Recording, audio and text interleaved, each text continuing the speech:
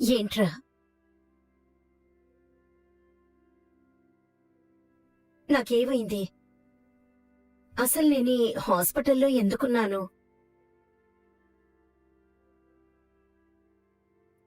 నీకేం కాలేదమ్మా, కాస్త BP down అయ్యి కళ్ళు తిరిగాయి అంతే. ఇంకొద్దిసేపట్లో డిశ్చార్జ్ చేస్తారు. హాయిగా ఇంటికి వెళ్ళిపోవచ్చు. ఏంటోరా, ఈ మధ్య కళ్ళు తిరగడం ఎక్కువైపోయింది. నాకు తెలిసి ఆ పిచ్చి మాత్రలు వేసుకోవడం వల్లే నాకిలా అవుతుందేమో అనిపిస్తోంది. ఇకపై నేను ఆ మాత్రలు అస్సలు వేసుకోనరా. అలా అనుకు జగదీశ్వరి, నీ ఆరోగ్యం కోసమే కదా డాక్టర్ గారు ఆ మాత్రలు ఇచ్చింది. నా ఆరోగ్యానికి ఏమైందండి? నేనేదో పెద్ద పేషెంట్ అన్నట్టు మాట్లాడుతున్నారే. చూడ్రా విరాట్, మీ నాన్న ఎలా అంటున్నారు? నీకసలు టైమింగే తెలియదు నాన్నా. ఈ టైంలో అమ్మ మీద ఇలాంటి సెటైర్లు అవసరమా? సరే అమ్మా, నీకా మాత్రలు వద్దు అంతే కదా? ఉమ్, అలాగే కాని ఇకపై ఆ మాత్రలు వేసుకోకు, సరేనా?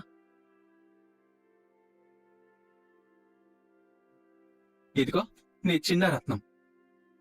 అప్పటినుంచి నీకేమైపోయిందో అని కంగారులో నా ఫోన్ మోగిస్తూనే ఉన్నాడు. చెప్పరా క్రాంతి. అన్నయ్య, ఏంటన్నయ్య ఫోన్ లిఫ్ట్ చేయట్లేదు? నీకెప్పటి నుంచి చేస్తున్నానో తెలుసా? అమ్మకేమైంది? ఏ హాస్పిటల్లో ఉన్నారు? నువ్వేం కంగారు పడకరా, అమ్మకేం కాలేదు. బీపీ కొంచెం డౌన్ అయిందంతే. నేను అమ్మని తీసుకుని ఇంటికి వస్తున్నాను. సరే అన్నయ్య. ఏమైందంట? అత్తయ్య గారికి ఏమీ కాలేదు కదా? ఉహుం. అమ్మయ్య, ఎందుకు పడిపోయిందో అని నేను కంగారు పడి చచ్చాను. ఇప్పుడు కాస్త ప్రాణం లేచొచ్చింది.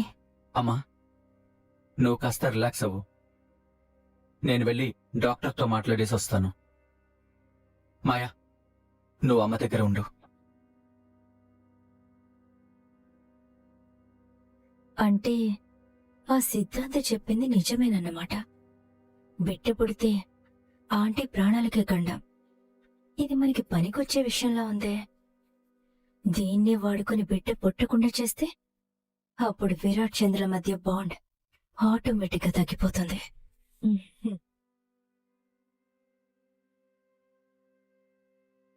రిపోర్ట్స్ చూశారు కదా డాక్టర్? మా అమ్మ క్యాన్సర్ నుంచి బయటపడాలంటే ఏం చేయాలి? ఎంత ఖర్చైనా పర్వాలేదు, ట్రీట్మెంట్ వెంటనే మొదలు పెట్టండి. విరాట్ గారు, ఖర్చుతో కూడుకున్న విషయం కాదిది. రిపోర్ట్స్ ప్రకారం క్యాన్సర్ ఇంకా ప్రైమరీ స్టేజ్లోనే ఉంది. కాబట్టి క్యూర్ చేయడానికి ఛాన్సెస్ లేకపోలేదు. కానీ కానీ ఏంటి డాక్టర్, ప్రాణానికి ఎలాంటి ప్రమాదం లేదు కదా? ట్రీట్మెంట్ స్టార్ట్ చేయాలంటే మన ముందున్న అతిపెద్ద సమస్య పేషెంట్కి తన జబ్బు గురించి తెలియాలి. తనకు క్యాన్సర్ ఉందని నిజం చెప్పాలి. నో డాక్టర్, అదొక్కటి మాత్రం మమ్మల్ని అడగండి. మా అమ్మ చాలా సెన్సిటివ్. క్యాన్సర్ అన్న పేరు వింటేనే తను సగం కుంగిపోతుంది. గుండె ఆగిపోయినా ఆశ్చర్యం లేదు. ప్లీజ్, అది ఆ నిజం దాచి తనకి ట్రీట్మెంట్ ఇప్పిస్తాం. అది కుదరదు విరాట్ గారు. ఇది చిన్న జబ్బు కాదు. దాచిపెట్టి టాబ్లెట్స్ ఇవ్వడానికి కీమోథెరపీ, రేడియేషన్ చేసినప్పుడు జుట్టు రాలిపోతుంది, విపరీతమైన నీరసం వస్తుంది, బాడీ ఎన్నో మార్పులకి గురవుతుంది. అవన్నీ ఆవిడకి తెలుస్తూనే ఉంటాయి. అప్పుడు ఏమని అబద్ధం చెప్తారు? ఏదో ఒకటి చెప్తాను డాక్టర్. దయచేసి నిజం చెప్పాలన్న కండిషన్ మాత్రం పెట్టకండి. డాక్టర్, మా సిచ్యువేషన్ అర్థం చేసుకోండి. ఇప్పుడు మా ఇంట్లో పరిస్థితి బాలేదు. నా భార్య ఇప్పుడు కడుపుతో ఉంది. ఇలాంటి టైంలో ఇంట్లో వాళ్ళకి ఎవరికి చెప్పినా ప్రమాదమే. ఆల్రెడీ పుట్టబోయే బిడ్డ వల్లే ఇంట్లో ఒకరి ప్రాణానికి గండమని న్యూస్ స్ప్రెడ్ చేశారు. వాళ్ళందరి నోళ్లు మూయించాను. ఇలాంటి టైంలో అమ్మ గురించి తెలిస్తే అదే నిజమని ఇంకా తిప్పి పొడుస్తారు. అందుకే ఆ దుఃఖాన్ని తట్టుకునే శక్తి మా అమ్మకి లేదు. ఆ ఏడుపు, ఆ ప్రెషర్ అంతా చంద్ర మీద, తన కడుపులో పెరుగుతున్న బిడ్డ మీద పడిపోతుంది. కనీసం నా బిడ్డ కోసమైనా ఈ నిజం దాచి ట్రీట్మెంట్ చేయండి doctor, please. First of all congrats అమ్మా. మీరు చెప్పింది కరెక్టే విరాట్ గారు. చంద్ర గారికి ఇప్పుడు ఎలాంటి స్ట్రెస్, ప్రెషర్ ఉండకూడదు. కానీ సైన్స్ ప్రకారం పేషెంట్ విల్ పవర్ మీదే 50% ట్రీట్మెంట్ మీద ఆధారపడి ఉంటుంది. తను దేంతో పోరాడుతుందో ఆవిడికి తెలియాలి. డాక్టర్ ఇచ్చే మందుల కంటే తను బతకాలన్న కోరికే ఆవిడ్ని బతికిస్తుంది. నిజం తెలియకుండా ఇదంతా సాధ్యం కాదు.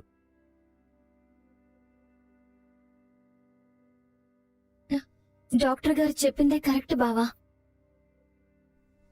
నిజం దాచి అత్తయ్య ప్రాణం మీదకి తెచ్చే కంటే నిజం చెప్పి ఆమెను కాపాడుకోవడమే మన ముందున్న ఏకైక మార్గం. అత్తయ్య ధైర్యం లేనిది కాదు బావా. కుటుంబం కోసం ఎంతటి కష్టాన్నైనా తట్టుకునే మొండిఘటం. చంద్ర, ఏం మాట్లాడుతున్నావు? నిజమే బావా. నా కడుపులో ఉన్న ఈ బిడ్డని చూసుకోవాలని అత్తయ్యకి ఎంతో ఆశగా ఉంది. ఆ ఆశే తనకి ప్రాణం పోస్తుంది. నా బిడ్డకి నానమ్మ కావాలి అన్న ఒక్క మాట చెప్తే చాలు అత్తయ్య ఎంతటి జబ్బునైనా జయిస్తుంది. ముందు ట్రీట్మెంట్ స్టార్ట్ చేద్దాం. అత్తయ్యకి నిజం చెప్దాం బావా. చంద్ర సరిగ్గానే చెప్తుంది విరాట్. నీ బిడ్డ ముఖం చూసుకోవాలన్న ఆశే మీ అమ్మకు ఆయువు పోస్తుంది. మనం మనసును రాయి చేసుకుని ఈ నిజం చెప్పక తప్పదురా. ఓకే డాక్టర్, మా అమ్మ బతుకుతుంది అంటే ఆమె చేతు నిజమైనా మింగాల్సిందే, మేం మింగించాల్సిందే. మీరు ట్రీట్మెంట్కి ఏర్పాట్లు చేయండి. ఓకే. అమ్మా, అమ్మా, ఏంటన్నయ్యా నాకేం చెప్పలేదు? నాకు విషయం తెలియగానే ఎంత కంగారు పడ్డానో తెలుసా? నాకు ఓ మాట చెప్పుంటే నేను హాస్పిటల్కి వచ్చుండేవాని కదా. ఆ కంగారులో నాకే ఏం తోచలేదురా. హాస్పిటల్కి వెళ్ళాక అక్కడ హడావుడి ఎలా ఉంటుందో నీకు తెలీదా? అయినా ఇప్పుడు నాకేమైందనరా అంత కంగారు పడుతున్నారు? అత్తయ్య ముందు వాటర్ తాగండి. ఇప్పుడు నీకెలా ఉందమ్మా? అంతా ఓకేనా? అంతా సెట్ అయిపోయిందా? అంతా సెట్ అయిపోయిందిరా. నేనిప్పుడు నార్మల్ గానే ఉన్నాను.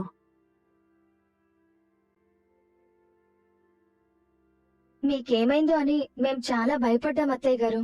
మేం ఇంట్లో లేనప్పుడు అలా జరిగిందని తెలియగానే వద్దామంటే ఏ హాస్పిటల్లో జాయిన్ చేశారో తెలియలేదు. బావగారేమో ఫోన్ లిఫ్ట్ చేయలేదు.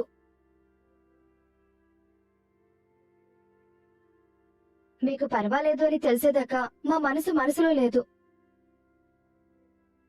అయినా ఈ మధ్య నువ్వు చాలా ఎక్కువ ఆలోచిస్తున్నావమ్మా. నీ ఆలోచన అంతా వదన కడుపులో ఉన్న బిడ్డ గురించే కదా. ఆ సిద్ధాంతి చెప్పిన మాటలు ఇంకా నీ మనసులోంచి పోవట్లేదు కదా. అమ్మా, అదంతా ఒక ట్రాష్. లైట్ తీసుకోమని అన్నయ్య నేను చెప్పాను కదమ్మా. అయినా ఎందుకు ఇంకా దాని గురించి ఆలోచిస్తావు? నువ్వెంత స్ట్రెస్ ఫీల్ అయితే కళ్ళు తిరిగి పడిపోతావు. చెప్పడం తేలికే క్రాంతి, కాని అనుభవించే వాళ్ళకే తెలుస్తుంది ఆ బాధ.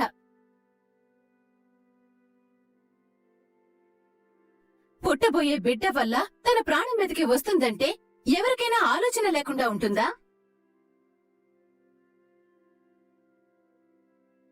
కొడుకు కోళ్లు బాధపడకూడదని ఎంత ధైర్యం చెప్పినా లోపల తనకుండాల్సిన భయం ఉంటుంది కదా. నాకు భయమేం లేదు కామాక్షి. కాని మాకుందోదినా. నేనంటే అన్నానంటారు కాని మొన్నటిదాకా నిండు ఆరోగ్యంతో ఉన్నదానివి ఈ మధ్య మాటి మాటికి కళ్ళు తిరిగి పడిపోతున్నావు. బిడ్డ చంద్ర కడుపులో పడినప్పటి నుంచి ఇలా జరుగుతూ ఉందంటే ఏమనుకోవాలి? అమ్మో, ఫ్లోలో బిడ్డ గురించి మాట్లాడేస్తున్నాను. విరాట్కి మళ్ళీ కోపం వస్తుందో ఏమో. అదేంటి బావగారు ఏం మాట్లాడట్లేదు? బిడ్డ గురించి అలా మాట్లాడితే అగ్గి మీద గుగ్గిలం అయిపోతారే మామూలుగా. ఇప్పుడేమైంది దీనికి? కామాక్షి, ఆ? ఇప్పుడు అవన్నీ మాట్లాడడం ఎందుకు? హాస్పిటల్లో చాలాసేపు ఉండొచ్చాం, నీరసంగా ఉంది. అందరూ ఎవరి రూములకు వాళ్ళు వెళ్ళండి.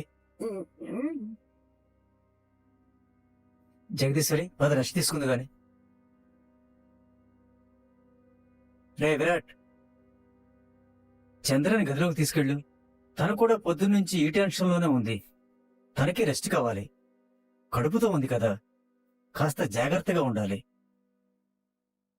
చంద్ర, వెళ్ళమ్మా. హ్మ్. పద జగదీశ్వరి.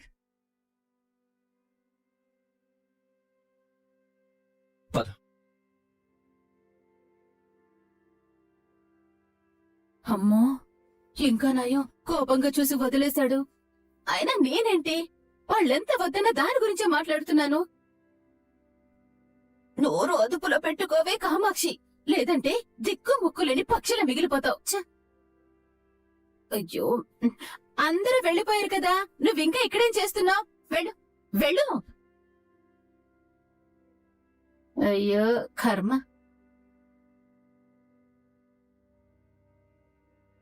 బావా, మన బిడ్డ పుట్టక ముందే ఈ నింద మొయ్యాల్సిందేనా బావా? దీనికి వేరే దారే లేదా? అమ్మా చంద్ర, కామాక్షి అన్న మాటలు మీరేం పట్టించుకోకండి. అది ఎప్పుడు అలాగే వాగుతుంది. దానికి ఏది మంచో ఏది చెడో తెలియదు. అవునక్క, అత్తయ్యకి క్యాన్సర్ అని తెలియకముందే కామాక్షి పిన్నిగారు ఇంతలా దెప్పి పొడుస్తున్నారు. ఇక విషయం నిజంగానే తెలిస్తే ఇంకెన్ని మాటలంటారో. ఇప్పుడు ఎవరు ఎన్నన్నా నేను పట్టించుకోను మాయా. మన ముందున్న అసలు సమస్య అమ్మకి ఈ నిజం ఎలా చెప్పాలి అన్నదే. చెప్పకుండా దాచలేము, చెప్తే తను తట్టుకోలేదు. మన ముగ్గురిలో ఎవరికుంది బావా ఆ ధైర్యం? మీకు అభ్యంతరం లేకపోతే ఆ ఆంటీకి ఆ నిజం నేను చెప్తాను. వద్దు మాయా, వద్దు. మేం చెప్పకుండా ఇంకెవరు చెప్పినా అత్తయ్య చాలా ఫీల్ అవుతారు. కానీ మీరు చెప్పలేకపోతున్నారు కదక్కా. లేదు మాయా, మేమే చెప్పాలి. ఎందుకంటే ఇది చిన్న విషయం కాదు. అమ్మ తన ప్రాణం కంటే పుట్టబోయే బిడ్డ గురించే ఎక్కువ టెన్షన్ పడుతుంది. ఆ సమయంలో తను కుంగిపోకుండా కంట్రోల్ చేయడం నీ వల్ల కాదు మాయా. జగదీశ్వరికి నేను నిజం చెప్తాను. మీ వల్ల అవుతుందా నాన్నా? ఆ బాధని మోస్తూ అమ్మ ముందు మీరు నిలబడగలరా? కష్టమేరా, కానీ తప్పదు. జగదీశ్వరి నేను మంచాన పడ్డప్పుడు తనే నన్ను చూసుకుంది. ఎంతో ఓర్పుతో ధైర్యంతో ఆ సమయాన్ని ఎదుర్కొంది. నేను మామూలు మనిషిని అవుతానని నమ్మింది. భర్తగా ఇప్పుడు నేను తనకి భరోసా ఇవ్వాలి. రే విరాట్, నువ్వు చంద్ర గురించి ఆలోచించు. తనకిప్పుడు నీ అవసరం ఉంది. నేనిప్పుడే వెళ్ళి మీ అమ్మకి నిజం చెప్తాను, ధైర్యం కూడా చెప్తాను.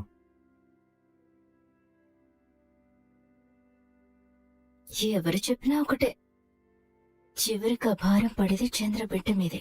అంటే ఇండైరెక్ట్ గా చంద్ర మీదే ఆ భారం పడుతుంది. చూద్దాం ఈ నిజం ఈ ఇంటిని ఏం చేస్తుందో. నాన్నా, నీ వల్ల అవుతుందా? నిజంగా నువ్వు చెప్పగలవా? తప్పదురా, ఎవరో ఒకరు చెప్పాలి కదా. ఇప్పుడు కాకపోతే రేపైనా జగదీశ్వరికి చెప్పాల్సిందే. ఆలస్యం చేయడం తనకే మంచిది కాదు. కాబట్టి గుండె రాయి చేసుకునైనా చెప్తాను.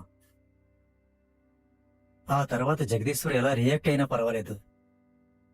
తను డీలా పడే మనిషి కాదు. ఇప్పుడున్న పరిస్థితులను బట్టి తనేమైనా బాధపడితే నేను దగ్గరుండి ధైర్యం చెప్తాను. తన ఎలా తీసుకుంటుందో అని భయపడి ఈ రోజు దాచగలమేమో గాని ఎప్పటికీ దాచలేం. ఏదైతే అదైంది. నేను చెప్పేస్తాను. జగదీశ్వరి,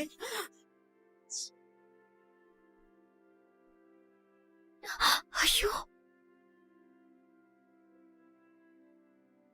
సడన్ గా పిలిచి భయపెట్టేశారేంటండి? ఇంతకీ ఎందుకు పిలిచారు? అవును, నేను దేనికోసం వచ్చాను? సరిపోయింది, మళ్ళీ మర్చిపోయారు. ఆ, ఏదో చెప్పాలని వచ్చాను జగదీశ్వరి.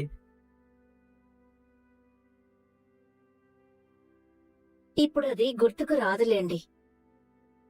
సర్లే, ఈ మధ్యపరపు గోల ఎప్పుడు ఉండేదే గాని నువ్విలా కూర్చో, కాసేపు మాట్లాడుకుందాం. ఏం మాట్లాడతారండి? ఈ మధ్య నీ ఫేస్ లో గ్లో కాస్త తగ్గింది జగదీశ్వరి. నువ్వు సరిగ్గా కేర్ తీసుకోవట్లేదు. అందం గురించి ఆలోచించే వయసా నాది? అలా అంటావేంటి? వయసుకి అందానికి ఏంటి సంబంధం? నేను త్వరలో నానమ్మని కాబోతున్నాను. నా మనవణ్ణి ఎత్తుకుని ఆడించే శక్తి ఉంటే చాలు. అందం ఏం అవసరం లేదు. అలా అనుకుంటే ఎలా? మన మనవడు, మా నానమ్మ ఎవర్ గ్రీన్ బ్యూటీ అని అందరికీ గర్వంగా చెప్పుకోవాలా వద్దా? ఇప్పుడు అందం అవసరం లేదు అంటున్నావు గాని రేపు ఆ మాట వింటే నువ్వే మురిసిపోతావు. నేను సంతోషంతో అలా పొంగిపోతాను. చాలండి. నా గ్లో సంగతేమో గాని మీ మనసుకి మాత్రం రోజు రోజుకి వయసు తగ్గిపోతుంది. మరి చిన్నపిల్లాళ్ళ బిహేవ్ చేస్తున్నారు. చిన్నపిల్లాళ్ళ బిహేవ్ చేయడం ఏంటి? నేనేమైనా ఇలా నీ బొగ్గకిలేనా? ఉమ్, లేక ఇలా చక్కెర గింతలు పెట్టానా? ఆపండి. అరే, మీతో ఏమన్నా కష్టమే.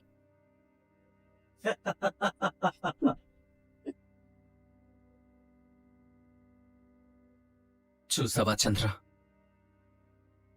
ఇద్దరు ఎంత సంతోషంగా ఉన్నారు. అమ్మకి నిజం తెలిస్తే వాళ్ళలా ఉండగలరా? అదే బాధగా ఉంది బావా, కానీ మనకి వేరే దారి లేదు కదా. వాళ్ళు ఏ టెన్షన్ లేకుండా ఎంత సరదాగా మాట్లాడుకుంటున్నారో చూడు. గంభీరంగా లోపలికి వెళ్లిన నాన్న ఒక్కసారిగా చిన్నపిల్లాళ్ళ మారిపోయాడు. ఆయనకి ఆ మతి మరుపు ఎప్పటికీ ఉంటే బాగుండేది కదా. కాసేపు నీ వల్లో తలపెట్టి పడుకోవచ్చా? మనసులో ఏదైనా దిగులుగా ఉందా? నిన్న నువ్వు కళ్ళు తిరిగి పడిపోగానే నాకు చాలా భయమేసిందమ్మా. నువ్వుండగా నాకేమవుతుందిరా? ఒకవేళ నాకేవైనా అయినా కూడా నాకేం బాధ ఉండదు. సంతృప్తిగా పోతాను. అమ్మా